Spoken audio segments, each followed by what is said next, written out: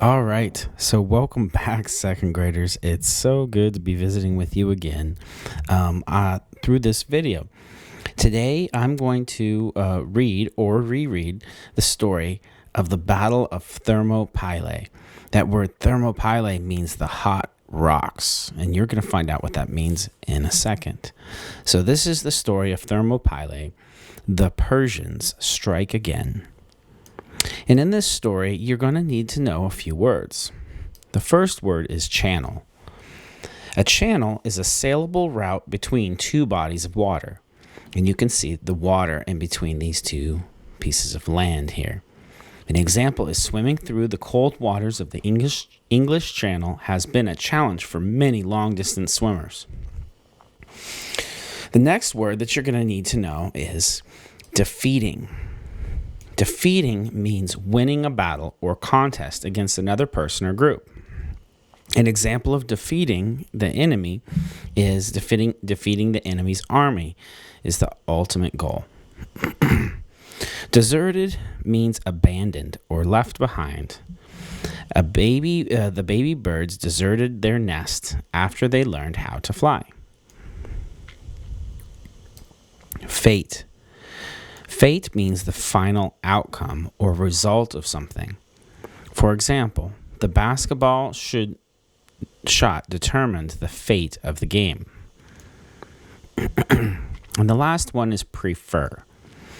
The word prefer means to choose or like something more than something else. For example, I prefer to eat cookies rather than ice cream.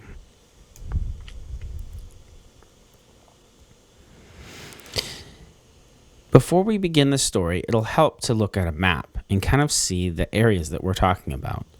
The Persian Empire was one of the largest empires in all of history. As far as I know, it was the largest in all of history in the entire world. The Persian Empire spread throughout Asia, what we would call the Middle East, and India. They invaded over in Greece, this area over here. You can see Mount Olympus, Thermopylae, where they landed or traveled to have this battle, the city of Athens, and Olympia, where the Olympics were held, and Sparta, all the way down here. And it's amazing to think about Pheidippides having to run all the way from Athens, all the way over this area, over these mountains, to Sparta, 150 miles away, back all the way really past Athens to Marathon. So he's now gone another 150 miles, 300 miles, and then finally running 26 miles to Athens. And it's a huge, huge distance. And I don't know anybody that could run that far in that short of a time. Another thing that might help you with this story is to remember, we left off our heroes in the Greek history with Pheidippides coming back to the city of Athens saying one word, victory, before he collapsed. And I will continue our story.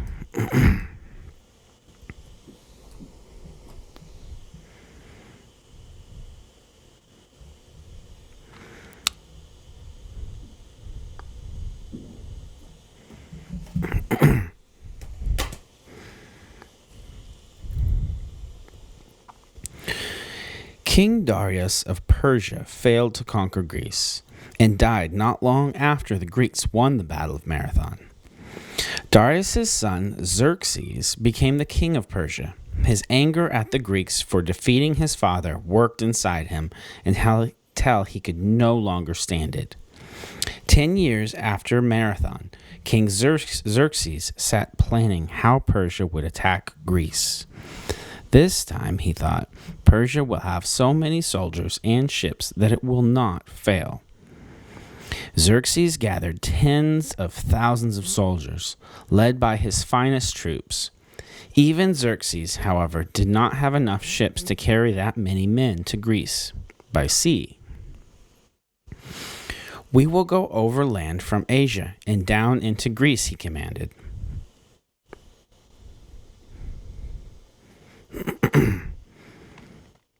This meant that the Persians would have to cross a mile-wide channel of water that lay between Asia and northern Greece. Xerxes told his captains, "We will cross the channel on an enormous floating bridge. Spread out your ships in rows and tie them together. Then lay wooden platforms across the space between the ships over which the army can pass." Xerxes' vast army succeeded in crossing the decks of 600 ships and moved into Greece. They faced another difficulty: Greece's high mountains. To avoid having to travel over these mountains, Xerxes led his army south along a narrow strip of dry land on the eastern coast of Greece called Thermopylae. At the other end of this narrow pass, the Greeks were waiting for him. The Greeks knew that Xerxes' army could not spread out to its full width to attack here, for there was simply not enough room in this narrow pass between the mountains and the ocean. Instead, here, a smaller army might have a chance to win.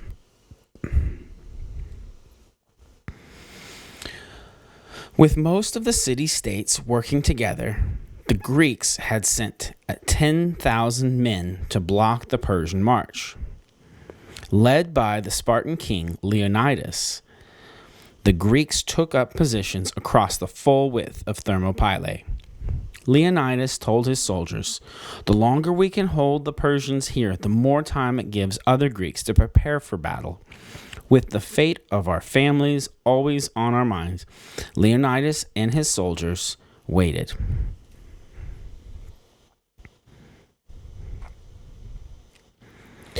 Leonidas knew that farther south, an Athenian leader named Themistocles was rushing to draw together a fleet of navy ships. Themistocles was sure that the war would be won at sea, for he had told the other Greeks, "The Persians may force their way into Greece, but Xerxes cannot keep bringing food and supplies to his men here by land. It takes too long, so if we control the sea, the Persians will eventually have to go home." Leonidas and his Spartan soldiers had to hold Xerxes at Thermopylae long enough for the Athenian fleet to get into position. Soon the Persians reached the place where the Greeks blocked the pass. Xerxes sent a message to the Greeks, warning them to surrender and ask for mercy. He wrote, "I command so many archers that their attack arrows will block out the sun before you." To this, one of the Spartans jokingly answered, "Fine, we prefer to fight in the shade anyway." After waiting for 4 days for the Greeks to surrender, the furious King Xerxes gave the word for his Persian armies to attack. However, just as the Greeks had predicted, only a small number of Persian soldiers could fit through the narrow pass at once, so their great numbers did not help them. Leonidas and the Greeks drove back one attack after another.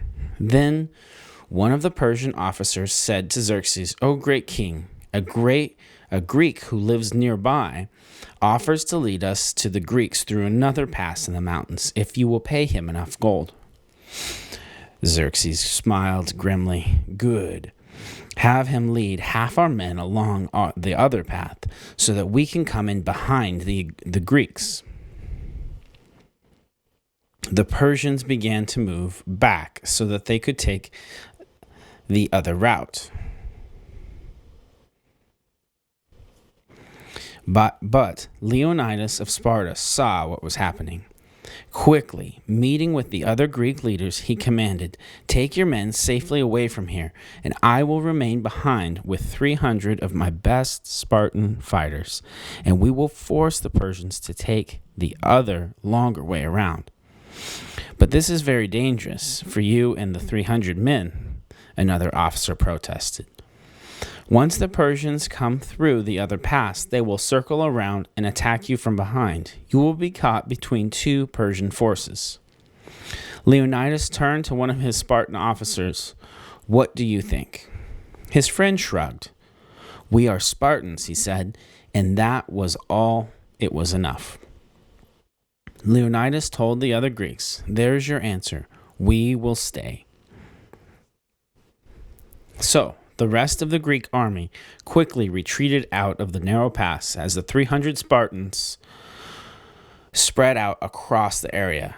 When they were in position, Leonidas told them, "Let us fight in such a way that forever after all Persians will speak of us in amazement, and all Greeks in words of pride." Together the Spartans bravely fought as long as they could, but in the end the Persians defeated the Spartans and continued on. Leonidas and his 300 Spartans are still remembered more than 2,000 years later for their heroism and for fighting against such a large army. These Greeks were able to hold the Persians on this long pass long enough for the other Greek forces to prepare for battle. This famous act of courage by the Spartans became known as the last stand at Thermopylae. Soon the Persians continued south and reached Athens. To their shock, they found the city nearly deserted. Meanwhile, Themistocles and the Athenian navy commander had moved all of the Greeks to nearby areas, including an island called Salamis. When Xerxes realized this, he sent for his navy from Persia. "Sail over here and attack Salamis," he ordered. But this was exactly what the clever Themistocles had counted on. He had hidden the Greek navy in the bays and harbors that lay between Salamis and Athens on the Greek mainland. As in the mountain pass at Thermopylae, the greater Persian numbers could not help Xerxes in this narrow neck of water. When the Persian ships approached, Themistocles signaled to his ships' captains, "Attack!" From their hiding places, the smaller, faster Greek ships surprised the Persians. The larger Persian ships jammed together on the narrow waters. They could not turn around to defend themselves. Using metal battering rams attached to the bow of the ship, the Greeks smashed into the helpless Persian ships. One after another, the Persian vessels sank. Those few that did not sink sailed away in broken and battered ships. The Greek victory at Salamis was complete. King Xerxes realized, "We cannot stay here if we cannot count on our ships to bring us food, medicine, and more Persian soldiers." Finally, the Persians left Greece. There would be one more land battle in the following year, which was won by the Greeks, but nothing compared to the heroic stand by the Greeks at Marathon, Thermopylae, and Salamis. Finally, the Persian threat was over forever, and the stories of these Greek victories would be told again and again in years to come.